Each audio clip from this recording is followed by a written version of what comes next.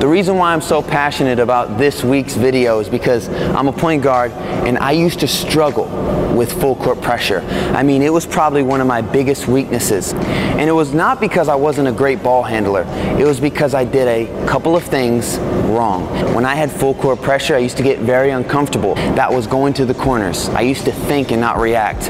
I used to be uncomfortable with full court pressure because I would focus more on the defense than the offense. I used to go east and west and never change speeds. And if I can help you change these negatives that I used to do, or at least help you become aware of them, I guarantee I can help you beat full court pressure every time. So let's quickly talk about the 6 things that prevented me from beating full court pressure. Number 1 was I would go to the corners. See, if you're a ball handler, if you're a point guard, and you travel to the corner, not only do you have a defender in front of you, but when you reach the corner and you get over that half court, they have you trapped. You have another defender here and another defender here. This is a defender.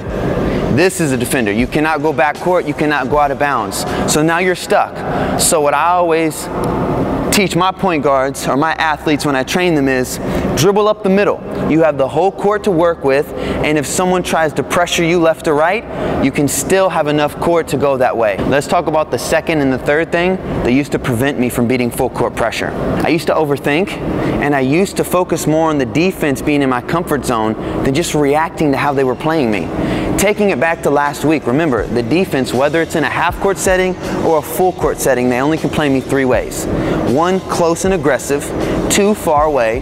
3, force me left or force me right. And instead of me overthinking and focusing more on them, you have to just react. You have to do what I did not do back then, and that's just focus on how they're playing you and react to it. So if they're close, you blow by. If they're far, they're probably just trying to contain you. So be under control and just make your way down the floor. And the third thing, if they're forcing you left or right, attack that top foot. The fourth thing that used to prevent me from beating full court pressure was I would go side to side with my moves. I wouldn't go anywhere. What I ask you to do is learn from my mistakes. If you're gonna make a move, make it, and like great players do, drive in a straight line. Attack their hip, go right by them, and then put them on your back. The fifth thing that used to prevent me from beating full court pressure was I wouldn't change speeds. So after I would go left and right, or what I call east and west, I would stay at the same speed. So it's like a double whammy. It would be horrible. So for me, I would go back and forth, and I wouldn't change speeds at all. And I'd wonder, why am I not able to get by them? What I want you to work on is go straight line, but also change speeds. When you're about to make that move, slow, quick, and explode. The sixth thing is when they are pressuring you, or when they're full court pressuring you, get space. When you're changing speeds, when you're driving in a straight line, they're sometimes going to be very aggressive. So there's going to be times where you're going to have to stop on a dime, create space, and then be able to use another move to attack. What I mean by that is, let's recap and let's put everything together in this one right here. I just got the ball from inbound. Someone's full court pressuring me. I make a quick move and I drive by in a straight line, right? And I'm changing speeds. Let's say they cut me off. I stop, I slow down, and now I create space. Their momentum pushed them forward. I have a little space now, and now I attack them again with a different move. I explode, I change speeds, and I might have to stop again and create space.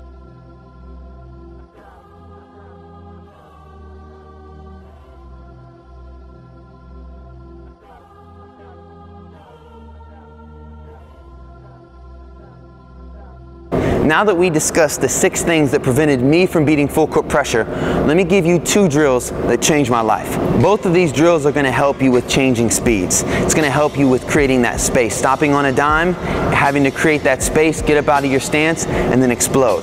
It's going to help you drive in a straight line, and it's going to help you have a cone in your comfort zone. And what I realized was, it wasn't really the defender that was throwing me off and not making me confident.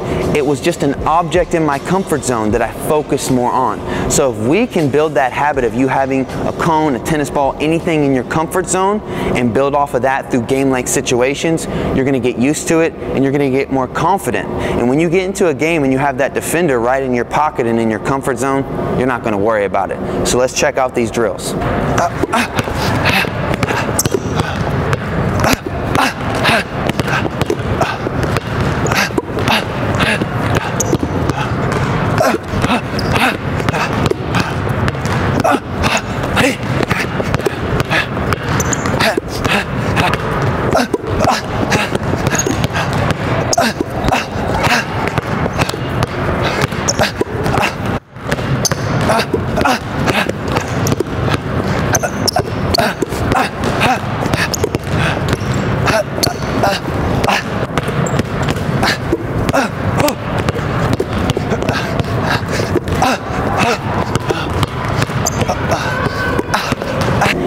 appreciate you guys checking out this week's video tip. If you enjoyed it, please like, please share, please comment, tag a teammate, tag a friend, because like always, if it helped you, it's going to help somebody else. If you're not subscribed to us, please subscribe. You will get these weekly videos 24 hours in advance. That's 24 hours ahead of your competition.